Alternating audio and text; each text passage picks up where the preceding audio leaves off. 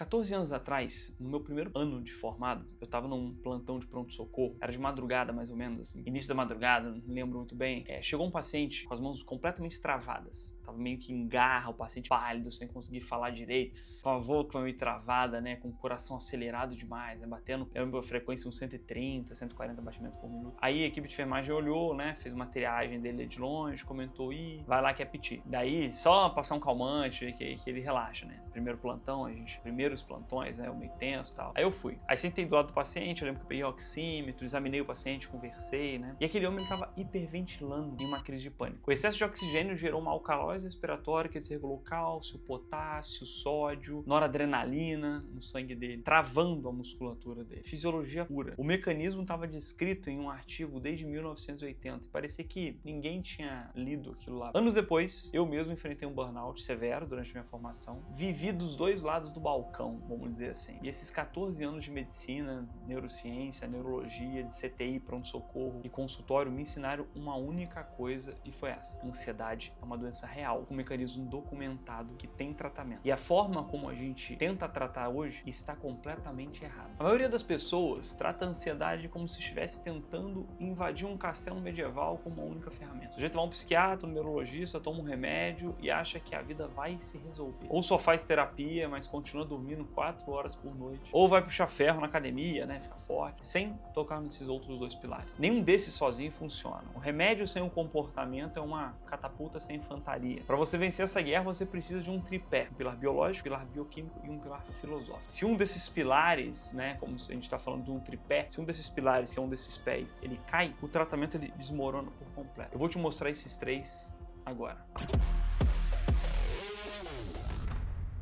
Mais de 300 milhões de pessoas sofrem com transtorno de ansiedade no mundo, segundo dados da Organização Mundial da Saúde. O Brasil está entre os países de maior prevalência, e esse número cresceu em 16% na última década. Isso mesmo. O Brasil é o país mais ansioso do mundo. Viver em ansiedade crônica significa manter aquele eixo HPA, hipotálamo, pituitário e adrenal que a gente fala aqui, em um modo de emergência o dia todo. Cortisol elevado o tempo inteiro, aí a gente vai ter toda aquela cascata de inflamação sistêmica, atrofia de hipocampo, desligando o córtex pré-frontal. A ansiedade, ela, quando não tratada, ela vai destruir a nossa produtividade hoje, vai pavimentar um caminho para doenças mais sérias como infarto, AVC e declínio cognitivo amanhã. Entre esse declínio cognitivo aqui, a gente tem os casos de demência, e a gente já está bem definido essa ligação de ansiedade e depressão não tratada, aumentando um risco de desenvolvimento de um quadro demencial no futuro. É uma conta alta demais para pagar por essa desinformação. Eu sistematizei isso aqui, esses 3 pilares, que é assim que eu uso no meu consultório, esses 14 anos aí de formado, né? O conteúdo desses pilares, eles são conteúdos já muito bem descritos na literatura médica,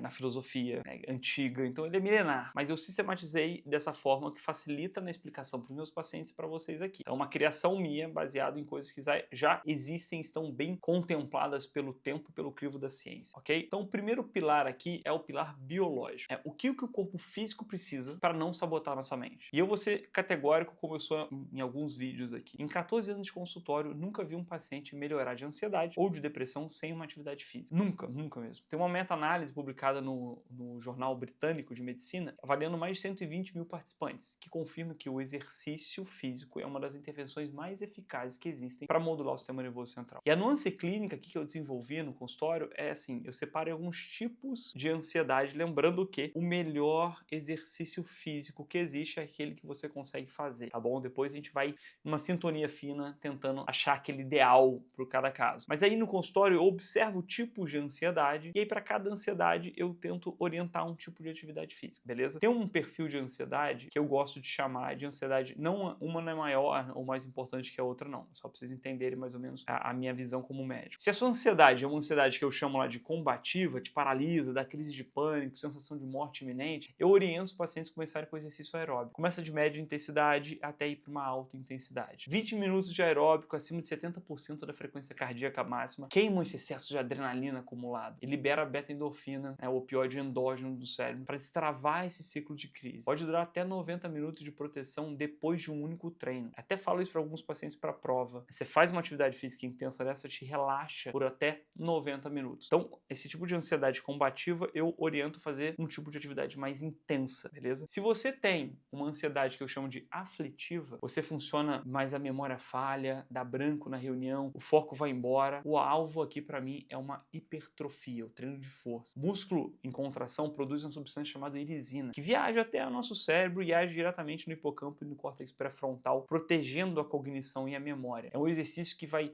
reconstruir o que o cortisol crônico foi trazendo de complicações. E tem um outro tipo de ansiedade, que eu chamo de uma ansiedade mais preocupante, né? Que vai misturar sintoma físico com ruminação constante. Aí você mescla os dois. O corpo ele precisa de aeróbico para descarregar e de força para reconstruir. Além do exercício físico, o pilar biológico exige também o sono, tá? Sono de qualidade, 7 a 9 horas de sono. Com todos os hábitos que eu detalhei, né, naquele vídeo anterior dessa série. Corta a cafeína até umas 2 da tarde. Alimentação, né? Tenta diminuir aqueles ultraprocessados, excesso de alimentos hiperestimulantes. Se o intestino está muito inflamado, né, por causa de uma dieta ruim, ele vai falhar na absorção de triptofano, de magnésio, das vitaminas do complexo B. E aí a gente vai ter queda de vitamina também. A gente tem também a vida intelectual dentro desse pilar biológico, né? Pô, ler. A gente fez um vídeo inteiro só sobre a função da leitura no nosso cérebro. Vou deixar o link aqui pra gente ver. É muito interessante como que a leitura ela diminui a velocidade de pensamento e ajuda a combater a ansiedade. Ah, mas João, eu sou muito ansioso e não consigo ler. É porque você não treinou. Tem um monte de vídeo aqui pra você aprender a treinar a ler. Faz esse teste, para de ser dominado por um sintoma e vamos começar a tentar dominar alguma coisa. Então traça pequena meta, 3 a 5 páginas por dia. O outro ponto ainda no pilar biológico que eu gosto de falar é sobre o descanso. Descansar não é ficar à toa. E vai ter vídeos aqui no canal também só sobre esse tema do descanso. Existe o descanso ativo, o descanso passivo, o descanso físico, o descanso mental. Então o que você faz no seu descanso? Só fica scrollando? Fica atento o que você faz no seu descanso. Está ligado diretamente à ansiedade. São vários pacientes, estão tomando remédio, tudo, mas toda hora scrollam numa coisa, não consegue ter contato com a natureza, por exemplo. Na hora de descansar, o contato com a natureza é um baita de um descanso pra gente, né? Tem trabalhos que mostram que se a gente olhar pro horizonte, simples fato de eu não ter nenhum pé direito ali, nenhum teto na minha cabeça, e olhar pro horizonte, pro céu, pro um verde, eu já tenho um aumento de serotonina. Então, são esses tijolos biológicos, né? O cérebro, ele simplesmente não fabrica serotonina com eficiência. Eu preciso eu preciso ajudar o meu cérebro biologicamente a desenvolver bem essa fabricação dessa serotonina de qualidade. Segundo pilar, o bioquímico. E aqui eu preciso fazer um alerta de saúde pública. Existe uma confusão desastrosa entre antidepressivo de base e os benzodiazepínicos. O antidepressivo de base a gente conhece também, né, como inibidor seletivo de recaptação de serotonina, ou o inibidor seletivo de recaptação de serotonina e noradrenalina, que são os duais, e a gente tem alguns outros multimodais, enfim. Eles vão reconstruir a sinalização dos neurotransmissores a médio prazo, tá? Não cria uma dependência física importante. Vai levar de 2 a 6 semanas para começar a agir, a gente vai ajustando dose, o paciente precisa saber disso antes de abandonar o tratamento na primeira semana, achando que ele não funcionou, ou na primeira semana, quando acontece alguns efeitos colaterais, ele já fica desesperado, não,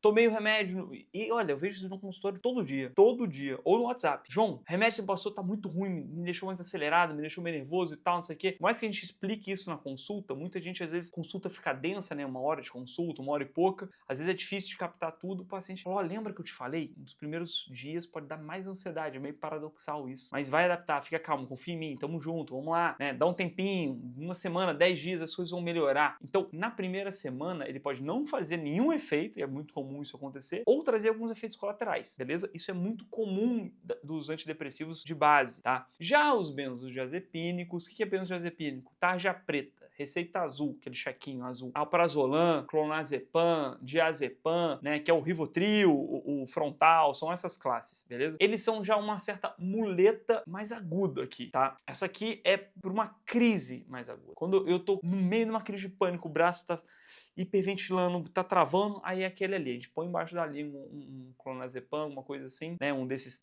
benzodiazepínicos que eles ajudam a gente a sair dessa crise mais aguda. O problema é que muita gente vai usando isso de uma forma muito errada. E aí a gente vai usando de forma errada, vai trazendo diversos outros problemas pra gente. Um deles é déficit cognitivo. Então, essas medicações, né?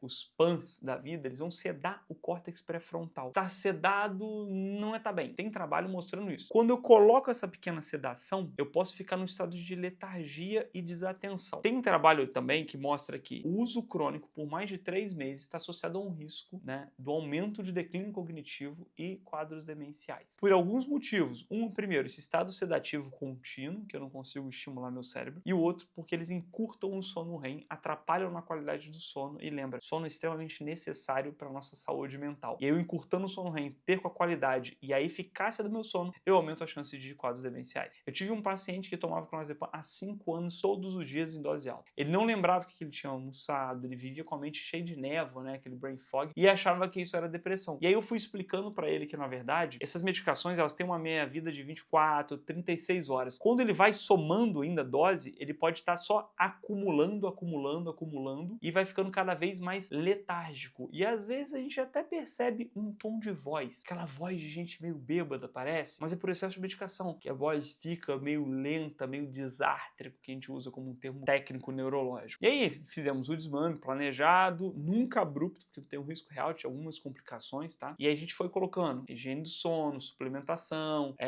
mostrando algumas outras formas dele manejar o estresse. Em 2 meses, mais ou menos, ele já tinha retirado esse clonazepam, né, essa medicação, esse benzodiazepínico, e a mente dele parecia que tinha saído da névoa. Ele mesmo fala isso pra mim. O remédio certo, gente, ele devolve a autonomia. O que a gente fez? Entrou com uma medicação de base, ele só usava o Rivotril, entramos com uma medicação de base, retiramos o Rivotril com calma, com uma estratégia, e pronto, resolveu o problema. De novo, remédio certo, devolve a autonomia, e o errado, usado além da conta, vai te escravizar. Ainda dentro desse pilar, a gente falando um pouco desse pilar bioquímico, a gente tem as dosagens das vitaminas e dos hormônios. Hormônio tiroidiano, hipotiroidismo. Eu já peguei pacientes com depressão, suspeitando de depressão, né? Meu colega médico que chegou se automedicando, achando que ele estava num quadro depressivo. E aí eu falei, tá, fez os exames de sangue? Não, é depressão, já sei, já tive algo parecido antes. Falei, ok, mas vamos fazer esses exames? Era uma médica, ela tinha dado à luz recentemente. E aí, no exame de sangue, vem lá, um hipotiroidismo agudo no pós-parto. Pronto, aí tratamos a tireoide dela e aí resolveu o problema, ela parou de tomar um antidepressivo. A gente tem diversos hormônios que interferem diretamente, né, nesse estado de ansiedade, assim como deficiência de vitamina. Vitamina B12, principalmente, traz uma desatenção, traz quadros de ansiedade. Vitamina D tem uma ligação direta também com os transtornos de humor. Então a gente tem que lembrar que esse pilar bioquímico, ele contempla,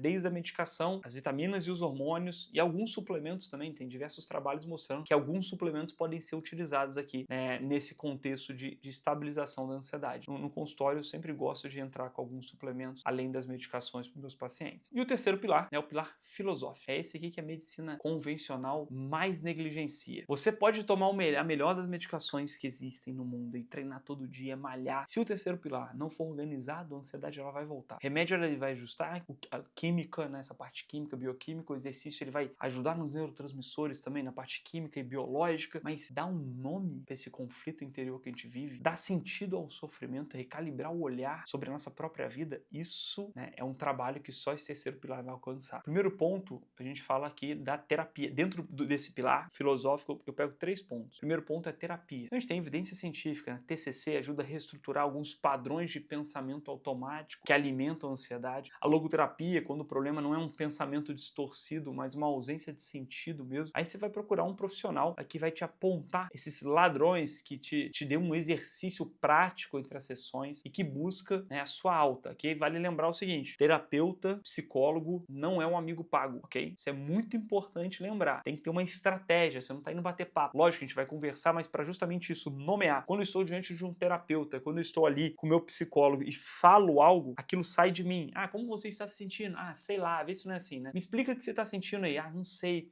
é um negócio. Não, mas que negócio? Dói? Arde? Aí você começa a ter que achar palavras para explicar aquilo que você está sentindo. Então você tem que dar nome ao problema. Lembra? Quem nomeia, domina. Eu falo isso aqui várias vezes. Então, conseguir dominar a linguagem para se expressar é um baita de um ponto importante pra gente. Então, a terapia, ela não é que tem um prazo para terminar, muitas vezes, né? Mas, cara, quando não tem prazo nenhum, quando não tem estratégia nenhuma, muitas vezes é porque não tem direção. Fica atento a isso. Segundo ponto, nomear antes de tratar. Ansiedade é um nó físico no peito, um coração acelerado, um pensamento intrusivo que não para. Angústia é diferente. Um descompasso entre o que você deseja de verdade e o que você está experimentando na realidade. O Lacan chamava de afeto que não engana. Tratar angústia com tarja preta é um erro de diagnóstico que eu vejo acontecer todo dia. Quem nomeia, domina. Então, isso aqui é muito importante. Você parar e perceber perceber, tá, qual que é o sentido da minha vida aqui mesmo? Vamos lá, é um pilar da meditação. Esse pilar filosófico, esse segundo ponto, é um ponto de meditação. Eu estou presente em cada ato da minha vida, eu estou vivendo no automático. É isso. Eu gosto muito de falar daquela meditação do Memento Mori. Se eu fosse hoje, eu estou presente, eu estou no automático. Aqui é como uma amiga. O fim é uma amiga. A morte é uma amiga que me lembra que eu tenho hoje para estar presente. Que eu tenho agora. Que eu posso mudar agora. É isso. É isso. Assim, meu próximo vídeo eu posso gravar melhor. Amanhã o meu paciente eu posso atender melhor. Eu tenho aqui, eu tô no agora. Eu tô inserido no hoje. Não vai ser uma medicação que vai me fazer isso. Ela vai me ajudar a diminuir sintomas psíquicos,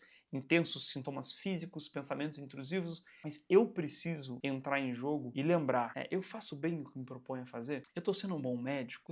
Tô falando de mim, tá? Eu sou um bom médico? Tô tentando ser um bom médico para meus pacientes? Eu tô tentando ser um bom marido para minha esposa? Um bom filho para os meus pais? Servir bem a Deus, né? Eu sou cristão, eu sou católico. Eu me comprometo com essas coisas. Eu tô ali de verdade ou eu tô vivendo no automático? Foi esse pilar que inspirou o Saindo do Automático. Foi de pensar nisso. Eu tô presente, eu tô gravando esse vídeo aqui agora. Não interessa se vai ter 10, 3, 4, uma pessoa. Mas eu tô fazendo de verdade. Eu tô presente pra você, pra essa pessoa que tá vendo aqui agora. Pelo menos que chegou até esse momento do vídeo que muita gente pula fora antes. Isso aqui é muito sério, né? Quem não medita isso aqui, ela tá perdendo muito tempo da vida. Se eu me proponho a fazer tudo com presença, esse é um pilar, né? Esse é um ponto no pilar aqui, desse pilar filosófico. É um ponto muito meditativo, tá? Um terceiro ponto que é importante a gente falar aqui é o ponto da religião, da prática religiosa, da prática espiritual, né? Existe algo depois disso aqui? Ou eu tô me sentindo meu próprio Deus, né? Aquele hiperresponsável. O psicólogo Fernando Saez, ele faz uma distinção em que eu uso muito no consultório toda semana, né? O responsável, ele faz o que deve fazer, né? Sabendo que o resultado final não depende só dele e ele descansa. O hiperresponsável age como se tudo no mundo fosse desabar e se ele parar por um segundo as coisas vão cair, né? Ele sente culpa quando tira férias, ele acredita que a dedicação total é uma grande virtude, ou seja, ele é o próprio Deus. Ele é o próprio... Se alguma coisa deu errado, porque ele não pensou o suficiente. E aí, vamos lá, esse pilar aqui, se você é ateu e está assistindo isso, vamos utilizar uma prática filosófica, ok? Se você é cristão e a gente tem aí um país majoritariamente cristão, a gente vai dar uma ótica cristã nisso. Cristo viveu 30 anos de carpinteiro, 3 de vida pública. Olha a importância que ele deu para a vida ordinária e cotidiana. Para eu olhar aqui esse vídeo e levar a sério a iluminação quando a gente for montar isso aqui, fazer as coisas com um detalhe legal. Imagina ele fazendo uma mesa de madeira, ele lixando aquela mesa. Você imagina Jesus olhando e falar, a Maria chama para almoçar, vamos almoçar. Ele fala, vou deixar aqui a parte de baixo, ninguém vai ver mesmo, vou deixar sem lixar. É difícil a gente imaginar isso. Por quê? Porque provavelmente ele estava presente em cada ato dele. Eu gostaria de ter, né, uma mesinha, imagina se essa mesinha de madeira aqui fosse feita por Jesus e José. Que maneiro que seria. Porque eu imagino que ele teria, com as ferramentas possíveis para aquela época, ele teria feito o melhor que ele podia. Diferente do que um ímpio irresponsável vai achar, né, desse próprio Deus. Eu tenho que criar minha ferramenta nova e fazer tudo muito perfeito. Não, você faz o que você pode com o que você tem. A religião ajuda a gente a nos instalarmos na realidade. Fora que a religião, ela traz um rito que ajuda a gente a relembrar de onde eu vim, para onde vou, qual o sentido disso. As práticas religiosas, elas fazem isso. A gente tem, antigamente, né, como que se fazia para navegar, né? Então, fazer mapas à noite. Imagina, não tinha GPS. Então, algumas pessoas olhavam para aqueles astros e falavam, cara, isso aqui é interessante. Não muda, é sempre fixo aquilo ali, sempre fixo. Se você for, né, muita gente conhece aí mapa astral, signos. Se você for pegar para fazer seu mapa astral, a gente consegue ver exatamente como os astros estavam no momento e na hora do seu nascimento, de tão fixo que é isso. E aí, o ser humano olhava para aquilo e desenhava os mapas e conseguia entender a cartografia e se guiar nesses mapas através desses astros fixos, imutáveis. A religião é mais ou menos isso. Qual é o símbolo ali na astrologia de Deus? O Sol. Provavelmente, né, você deve concordar comigo aqui, que não temos dúvidas que o Sol, se você está vendo esse vídeo à noite, vai nascer amanhã. Se você está vendo esse vídeo de dia, não temos dúvidas que o Sol, ao final do dia, vai se pôr. É uma certeza clara, transparente, cristalina, uma certeza que ninguém questiona. A gente não questiona isso, porque isso é fixo, isso é imutável. Esse é o poder da religião dentro da nossa vida. Algo fixo que me lembra, cara, dinheiro é legal, é bom, ok, mas caixão não tem gaveta. Não levo isso. Qual o sentido último da minha vida? Que história que eu estou escrevendo diante de Deus no momento derradeiro da minha vida? O que eu entrego para o próprio Cristo ler, né, para aqueles que são cristãos? Se você é ateu, o que você vai olhar? Como que você vai olhar para trás? Você vai estar presente em toda a sua vida, né, como um personagem principal em cada página de um livro? Ou vai ser igual a novela da Globo, que no final, né, no último capítulo, que o bandido é preso, você chega no último capítulo e fala, cara, quem viveu minha vida? Esse pilar filosófico e religioso ajuda a gente a dar sentido a cada momento, inclusive ao sofrimento. porque o próprio amor se encarnou, se colocou numa cruz, né, e deu sentido ao sofrimento por amor. Então a gente entende que um ponto-chave da prática religiosa aqui é o amor, que ajuda a gente a dar sentido aos sofrimentos diários que cada um vai ter. O Viktor Frankl falava isso naquele livro Em Busca de Sentido, né, sobre a tríade, mais ou menos uma definição resumida, né? Amar alguém, servir ao ideal e aceitar o sofrimento inevitável da vida. A religião ajuda muito a gente a olhar para isso, falar, cara, o próprio Deus morreu por mim e me ama e eu sou um filho preferido. Isso me estabiliza, isso me estabiliza. Então é muito importante a gente relembrar disso, né? E deixar de agir como se a gente controlasse o nosso futuro. A gente não controla, na verdade, ninguém controla. E aí, normalmente, a gente tem essa ideia dos responsáveis, né? Voltando dos hiper responsáveis e responsáveis. Normalmente, para calibrar essa perspectiva, eu uso com os meus pacientes duas práticas de filosofia estoica aqui, de meditação contemplativa, que eu estava comentando ali do Memento Mori. Tem um premeditatum malorum, antecipar o que pode dar errado e entender que, mesmo no pior cenário que você atravessa, você tira um fator surpresa do medo. E esse medo sem surpresa, ele pede metade da força, né? Tanto o premeditatum malorum quanto o Memento Mori são exercícios estoicos, eles parecem mórbidos, tá? Não é. É o maior filtro de retorno de hierarquia, de retorno de prioridades, né, que existe para mim na prática clínica. Isso muda muito a vida dos meus pacientes. Tem artigo científico falando disso. Então, meditar a morte e meditar problemas futuros, até inclusive a morte que a gente chama, pode ajudar a gente, se eu uso isso com uma ótica também cristã, como uma amiga que me lembra que eu tenho hoje, que me lembra que eu tenho agora, que está presente na minha vida. Tem aquela enfermeira australiana, Burnware, ela passou anos, né, cuidando de pacientes em leito de morte e documentou que o maior arrependimento antes de partir era não ter tido a coragem de viver a própria vida, vida que eles mesmos queriam, não que os outros esperavam, né? Quando você coloca a finitude no horizonte, os problemas que dão taquicardia, eles vão virar uma certa poeira. O sofrimento, ele ganha um sentido. Como diz